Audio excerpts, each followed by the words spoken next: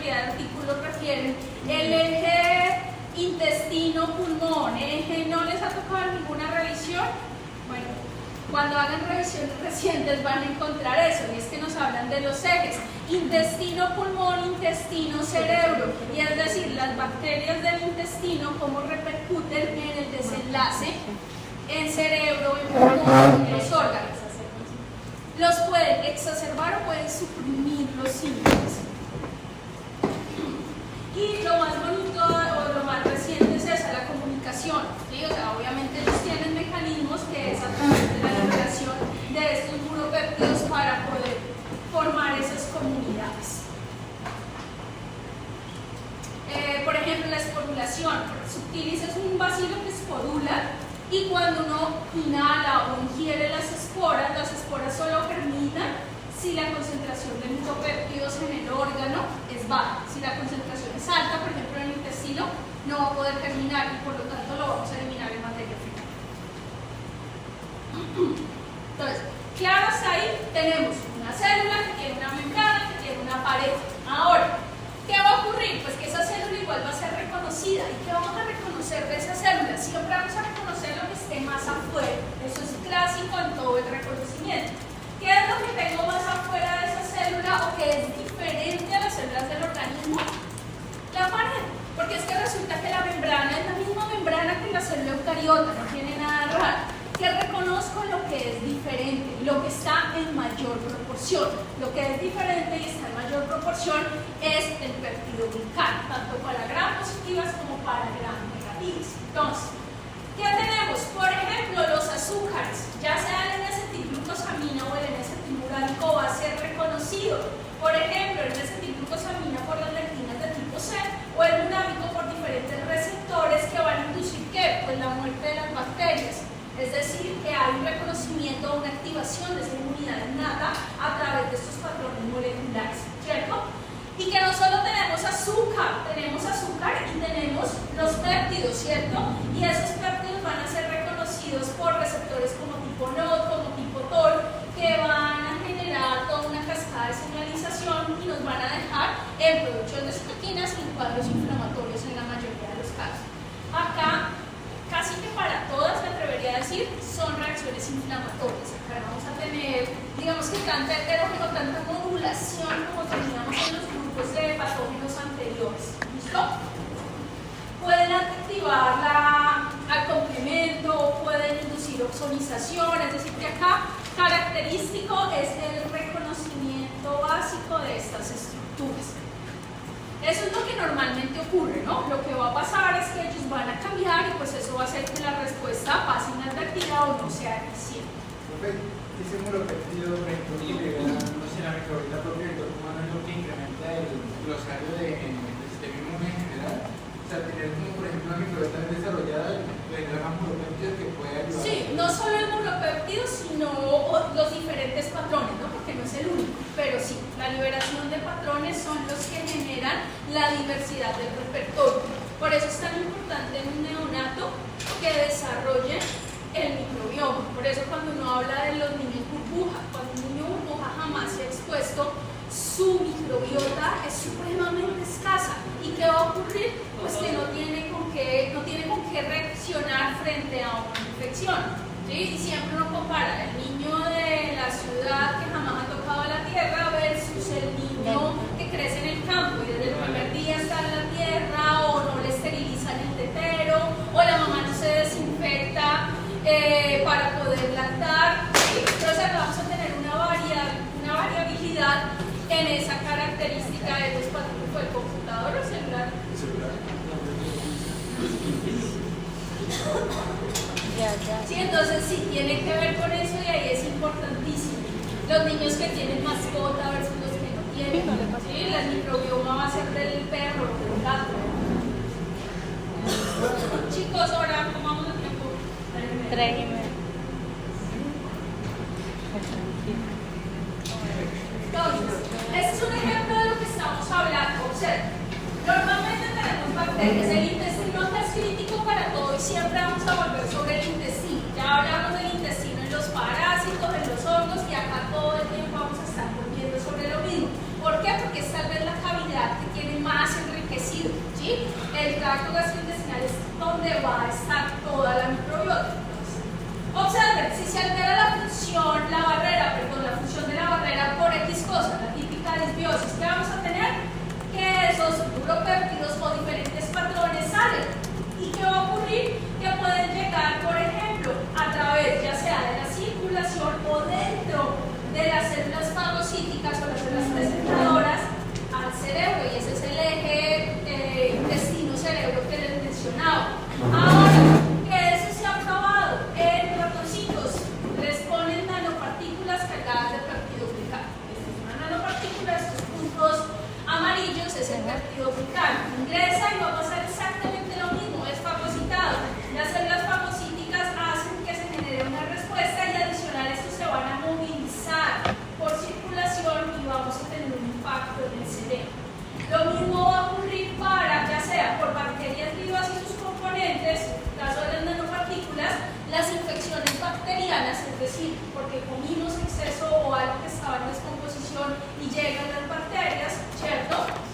O se ha observado en ciertas enfermedades donde esos péptidos van a servir como adyuvantes, por ejemplo, de los antígenos del cerebro. ¿Sí? Entonces, no necesariamente el péptido o los derivados, los patrones moleculares derivados del péptido glicano van a tener un impacto en el cerebro, pero sí van a potenciar la respuesta. Creo que esto es en el caso de acá, en la encefalomielitis, van a potenciar la acción de la proteína encargada de detonar el cuadro.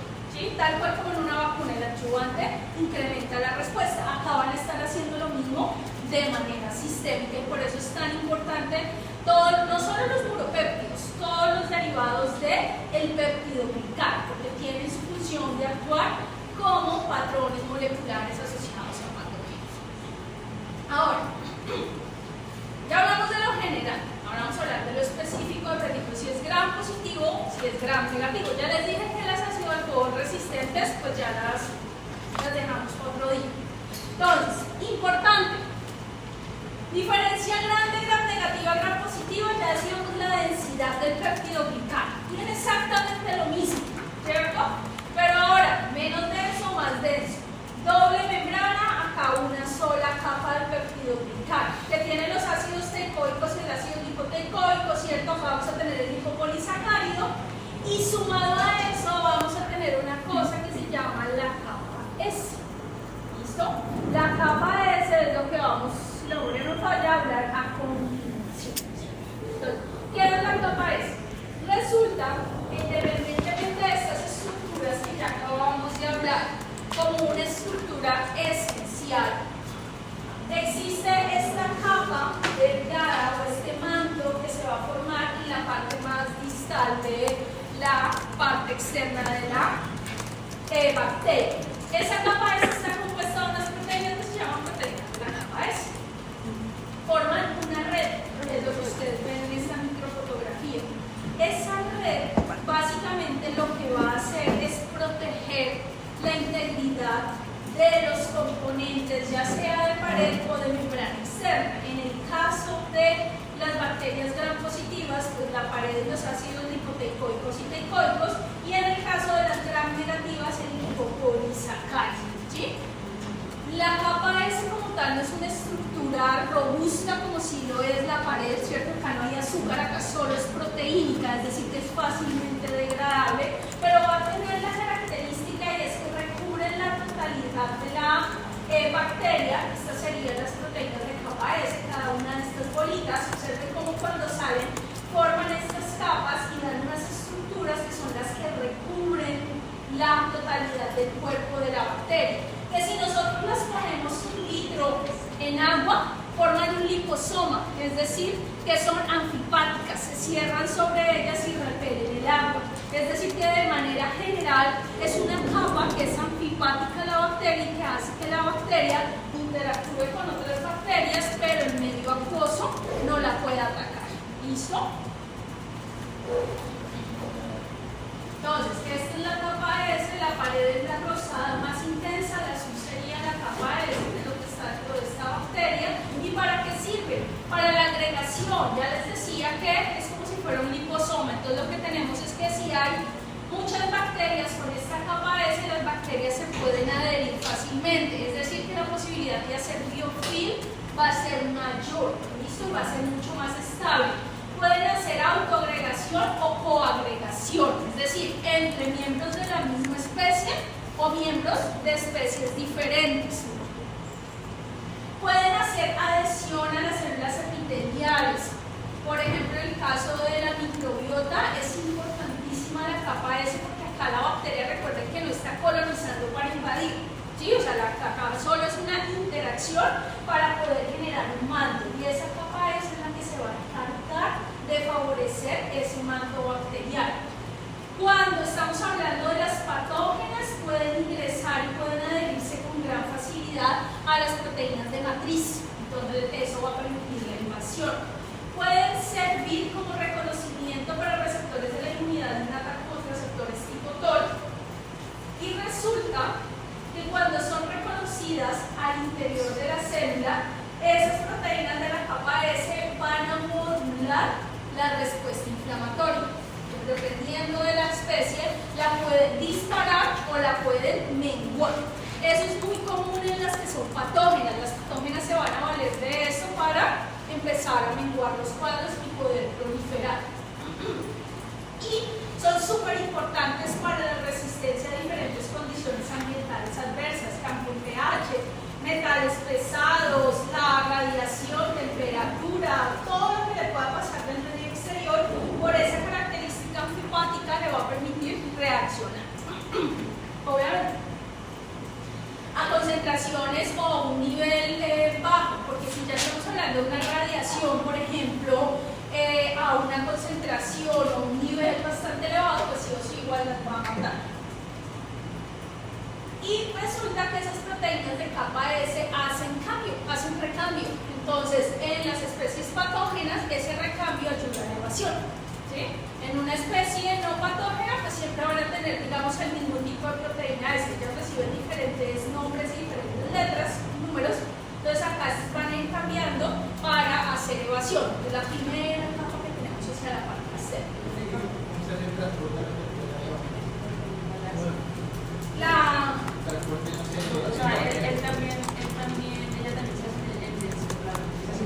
Se sintetiza en el citoplasma la proteína y sale por las proteínas como las que veíamos de la secreción.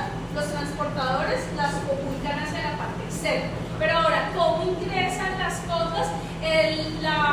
Digamos que la integridad no es estable y obedece al requerimiento de la célula. Entonces, pueden haber capas S, esta topología, que sea más, el entramado sea más delgado o sea más amplio, la malla.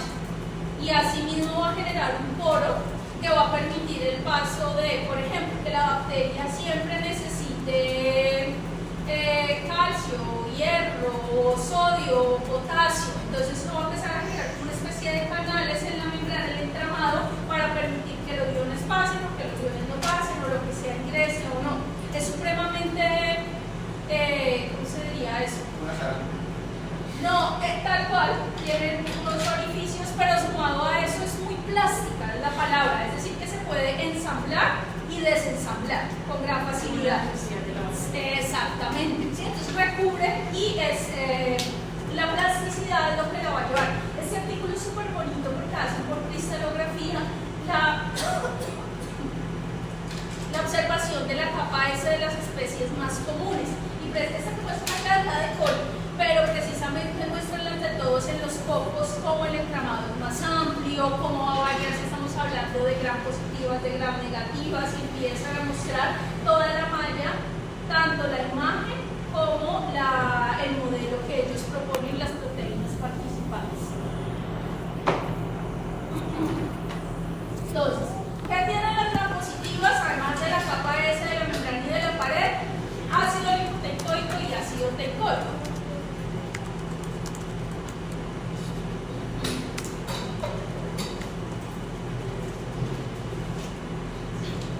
Entonces, ¿por qué son importantes? Primero porque van a diferenciar gram positivas de gram negativas. Además de la pared y membrana, lo que permite diferenciarlas de manera grande son las proteínas, que una tiene lipopolisacárido y que esta tiene este tipo de composición. Eso es algo que permite diferenciar una automáticamente de una a la otra. ¿A dónde van a estar unidas o cuál va a ser la diferencia? El lipoteicoico, observen que nace de la membrana, está anclado a la membrana de la célula, y el ácido teicoico está anclado a la pared. ¿Quiénes tienen la capa S? Las dos, las positivas y las negativas. Aquí la diferencia básica entre ellos es los lipopolisacáridos y los ácidos que son de la positiva Y la densidad de la pared. El ácido teicoico a la pared y el lipoteicoico a la membrana. Entonces observen, se sale de la membrana y pasa. Importantísimo es que los dos van a proyectarse de la célula. Porque acá solo siempre habla de la capa S y la capa S. Esta es la pared y esta es la membrana. Y aquí delgadita está la capa S. Pero resulta que la capa S ya hablábamos que tenía un entramado. Es como una malla que tiene un entramado y deja unos orificios, ¿cierto? Estos ácidos, ya sea el que nace desde la pared o el que nace desde la membrana, van a atravesar la capa S, por lo tanto es lo que va a estar más externo en el medio exterior de la célula. ¿Listo? Porque casi siempre uno como lo empieza a ver es como si la bacteria todos sus componentes los tuviera internos, como si no los expresara. No, siempre los va a estar expresando. La diferencia grande va a radicar cuando estén las cápsulas, que es lo siguiente que vamos a ver. ¿Listo? Hasta ahí, todas las grampositivas proyectan hacia el medio exterior los ácidos teicoicos y los ácidos lipoteicoicos. ¿Listo? Unos unidos a un lado, otros unidos. Observen que son a través de enlaces covalentes, es decir, que eso no se va a separar, no se va a desprender, no le va a pasar nada. Ahora, ¿por qué son importantes? Porque eso es lo que va a adherir la bacteria al tejido. Entonces, las patógenas son críticas. Si las patógenas no tienen este tipo de componentes, pues no se pueden adherir. ¿Por qué? Porque las adhesiones que favorece la capa S son adhesiones transitorias, no son estables. Estas adhesiones, van a ser supremamente estables y es lo que va a mantener el contacto de la bacteria a la célula del hospedero. Importantísimas porque resulta que cuando se liberan, por ejemplo, tienen una herida en el dedo gordo del pie.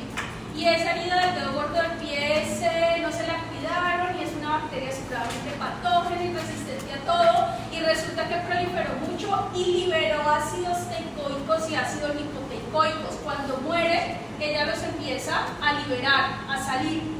Resulta que si estos van sistémicos, generan shock séptico.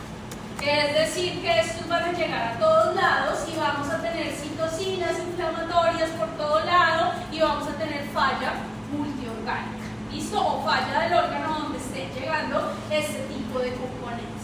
De las gram positivas, ¿no? Algo similar va a ocurrir con el lipopolisacárido de las gram negativas. Pueden unirse a iones como calcio y magnesio para favorecer el transporte. Y son las que van a mantener la unión entre la capa S, que ya describíamos ahorita, y la pared, o la capa de peptidoglicano. Es decir, que aquí vendría la capa S aquí arriba y mantendría todo esto unido, porque la pasa capa S.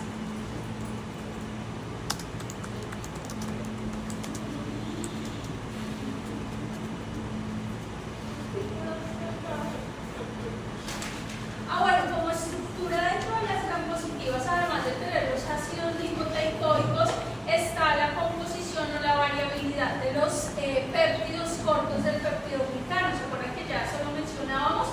En particular, si ustedes ven acá dentro de las grampositivas, una característica es la pentaglicina, los puentes de pentaglicina. Entonces, si uno quiere dar qué características son propias de las grampositivas, además de los ácidos lipoteicoicos, estarían los cambios en la estructura de los péptidos como el puente de pentaglicina, que es muy común en los estafilos, ¿sí? Entre otras, ¿no? Pero digamos que esa es la que resalta o la que los hace más comunes en las grampositivas y que da el entramado de la pared tan característica. Ahora, las gram negativas. En las gram negativas igual.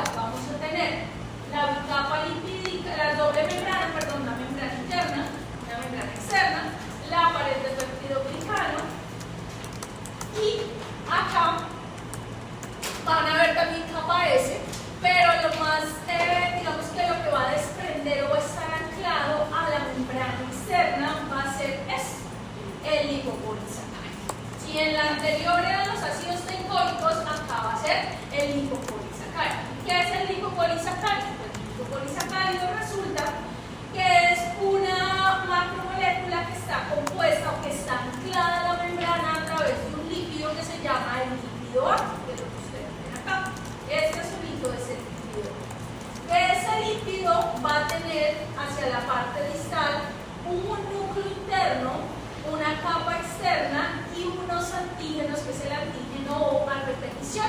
Es decir, que si ustedes lo ven, es un polímero largo que va a tener una composición mixta. Entonces, en esta parte interna va a tener repeticiones de ciertos azúcares y ciertos componentes. En la parte externa observen cómo, creo que aquí en la siguiente. Y ahorita vamos a ver, esto que es esta repetición y el antígeno es lo que nosotros vamos a llamar las endotoxinas. Las endotoxinas, diferentes a las exotoxinas, son propias de las gram negativas. ¿Por qué? Porque el lipopolisacárido es el clásico ejemplo de la endotoxina. Entonces todo el lipopolisacárido necesita endotoxina, no solamente la parte externa y el antígeno, sino que todo. Pues es que esto es lo que termina cuando el lipopolisacárido sale, y por ejemplo cuando se da la presentación, todo lo que va a quedar es esto. ¿Sí? Entonces digamos que para efectos ya del reconocimiento y la presentación, esto es lo que queda, el resto se degrada. ¿Sí? Pero cuando uno habla de la endotoxina en composición general, es el lipopolisacárido. Importantísimo el lipopolisacárido no solo porque es lo tóxico, sino porque es la barrera, es lo que le da la resistencia a muchos péptidos antimicrobianos, a algunos antibióticos como la polipicina o la policistina. Entonces acá va a ser súper importante ese lipopolisacárido para efectos, digamos, de mantenimiento de la estructura y de la viabilidad de la célula. Entonces, ¿cómo está compuesto? Ahora sí al detalle. Lo que vamos a tener siempre es que va a estar a nivel de la membrana externa, va a estar el lípido A. Eso es el anclaje. Sí o sí, si quitamos el lípido A, esto se va, se solventiza. ¿Listo? Ese lípido A sumado va a estar unido a el núcleo que va a estar formado por diferentes azúcares. ¿Listo? Sin entrar al detalle, acá es hexosa y hexosamina. Estas son unas variaciones de azúcares y heparina que van a estar acá hacia esta parte externa. Y hacia la parte externa vamos a tener el antígeno O, que también es un polisacárido, que son repeticiones ya sea de oligosacáridos, es decir, mixtas, o de homopolisacáridos, es decir, del mismo azúcar, porque eso puede variar el antígeno O dependiendo de una a otra de las especies. ¿Listo? Entonces tenemos el lípido A, el núcleo, que siempre va a ser el core, que va a tener estas características de la misma repetición en todas, y lo que va a ser heterogéneo es lo que tenemos o llamamos el antígeno O, que es lo que puede variar si son homopolisacáridos o oligosacáridos. ¿Listo?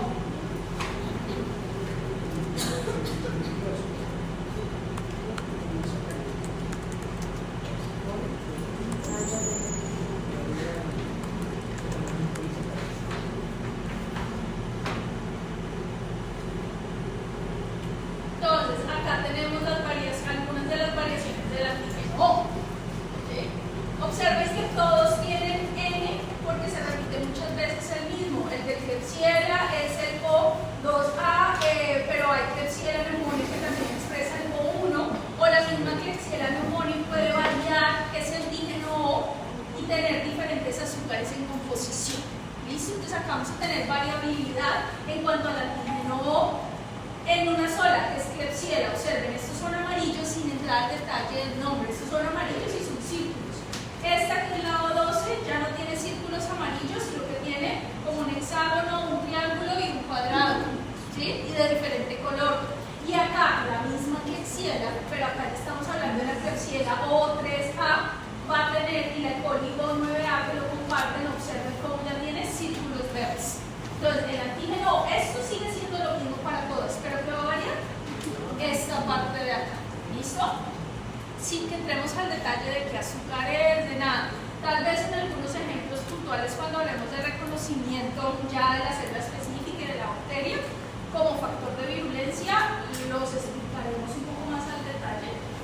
Salmonella entérica, esta es la Cerobaltifilium, entérica, pero otro serotipo, la Shigella y así sucesivamente. Y esos son los azúcares, observen. Los que siempre, pues algunos de los que siempre están, ¿no? La glucosa por acá, manosa, N-acetilglucosamina, ramnosa, y acá ya empiezan a aparecer otras un poco más, azúcares un poco más complejos, que son los que van a dar esa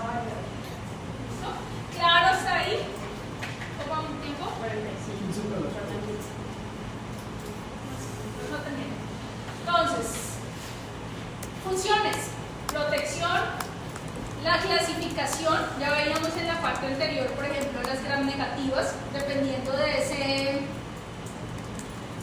antígeno O, cómo las podemos clasificar. La patogenicidad, ya sea por los ácidos lipoproteicos, por el peptidoglicano per se o por el lipopolisacárido, van a servir como mecanismos de virulencia, ¿cierto? El sitio de acción de los antibióticos, hoy no vamos a entrar en detalle en eso, pero tal vez en siguientes clases ahondaremos un poquito más allí. Y algo que es muy importante, nos van a dar las formas. No solo las formas como cocos y bacilos, porque es que todavía ni siquiera hemos llegado allá. Nos van a dar formas en cuanto a la pared bacteriana. Y es que nosotros dentro de las bacterias podemos tener protoplastos, esferoplastos, los micoplasmas, que son las carentes de la pared, y las formas hélices. Entonces, esta es una célula con la pared que acabamos de describir, ya sea gram positiva o gram negativa, ¿cierto? Pero resulta que en presencia de diferentes enzimas líticas o inhibidores de pared celular, entonces piensen que ustedes cogen la bacteria, la tienen en una cajita de Petri y le ponen un inhibidor de la pared. ¿Qué va a ocurrir con esa bacteria? ¿Se va a morir? No necesariamente, va a cambiar de forma, es decir, va a dejar de tener la forma que acabamos de describir con la pared de peptidoglicano y va a adquirir esta forma que es el feroplasto, donde observen cómo la pared empieza a estar cortada en el tramado. ¿Sigue estando viva? Sigue estando viva. ¿Puede sobrevivir así? Puede sobrevivir y se puede desvivir así, pero ya va a ser una variante en cuanto a la forma otorgada por la pared. Y la otra es el protoplasto, donde observen cómo carece completamente de pared en presencia de lo mismo, enzimas líticas o inhibidores, y igual puede dar estas formas L que pueden ser tanto esféricas, de esferoplasto, de protoplasto, pueden ser estables o inestables, pero la bacteria puede adquirir variaciones. Por eso es tan difícil eliminar una bacteria, ¿sí? Porque no es simplemente inhibirle la pared o lisarla. Tiene formas de escapar a la lisis y forma de escapar a los inhibidores de pared. Sí, y eso se resumen en una, las formas L. Las formas L de las bacterias son las formas carentes de pared, que pueden ser o esferoplastos o protoplastos. Esas formas L, observen, ¿qué es lo que normalmente ocurre? Esta es una célula con pared que se divide. ¿Listo? Normal, hasta ahí no pasa nada. ¿Qué puede ocurrir? Que en presencia de lisosima, observen, la célula dejó de adquirir esa forma, inclusive observen que es un bacilo, que es lo mismo que nos muestra esta microfotografía. El bacilo en presencia de la lisosima, observen cómo pierde su forma de bacilo, ya no es alargado, es redonda. ¿Por qué? Porque carece de pared y la pared está dando la forma del bacilo. Si no hay pared, yo ya no tengo la forma que quiero darle a la bacteria. ¿Qué va a ocurrir? No puede proliferar, puede llegar a ser lisicelular, pero resulta que dependiendo de las mutaciones y de las características de la membrana y de la cepa que estamos hablando, pueden llegar a adquirir esta forma L. Es decir, que es como un escape a la carencia de pared y poder sobrevivir. Esta forma L, observen cómo es una forma deforme, no tiene ninguna estructura, ni coco ni bacilo. También carece de membrana.